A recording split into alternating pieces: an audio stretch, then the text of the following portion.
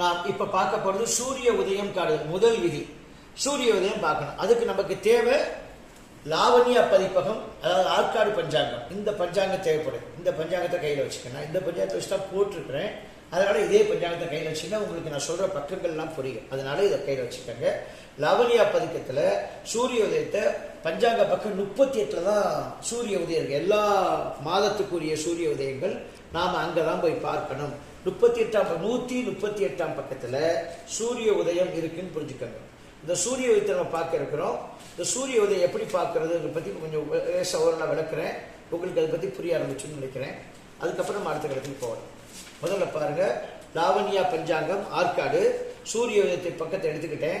38ஆம் பக்கத்துல சூரிய உதயம் சித்திரை மாதம் 6ஆம் தேதி 6 மணி 10 நிமிடம் கொடுத்திருக்காங்க. அதுக்கப்புறம் சித்திரை மாதம் 10ஆம் தேதி சூரிய உதயம் மாறுது, 6 மணி 4 நிமிடம். அதுக்கப்புறம் சித்திரை மாதம் 21ஆம் தேதி 6 மணியா மாறிடுது. அதுக்கப்புறம் சித்திரை மாதம் 31ஆம் தேதி தான் 5 மணி 56 நிமிடம் கொடுத்திருக்கிறாங்க. அதுக்கப்புறம் வைகாசி பிறந்துருது. இவ்வளவுதான். அந்த 4 நாள் தான் சூரிய உதயமே மாறுது சித்திரை மாசத்துல.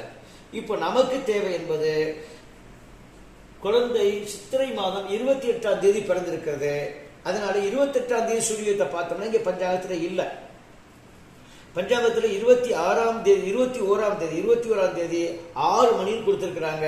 உதயம் 6 மணி, உச்சம் 12 மணி, அஸ்தமனம் 6:15 கொடுத்திருக்காங்க.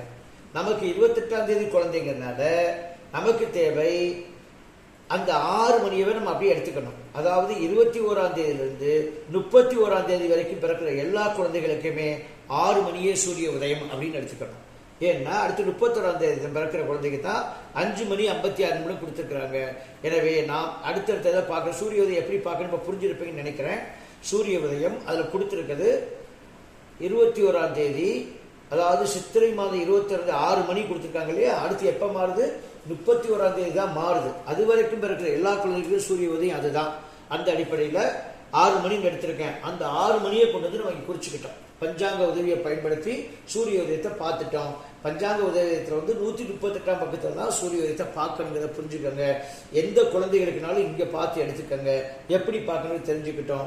நாம் அடுத்த ஆடியோவில் என்ன பார்க்க போகிறோம்? குழந்தை வந்த இடைப்பட்ட நேரத்தை பற்றி எப்படி பார்க்கணும்னு பார்க்க இருக்கிறோம். இப்படி பிட்டா உங்களுக்கு ஒரு 6 சின்ன வீடியோவில் பொண்ணுன்னா சொல்ல போகிறேன். தெளிவாக பார்த்துக்கிட்டே வாங்க. நன்றி, வணக்கம்.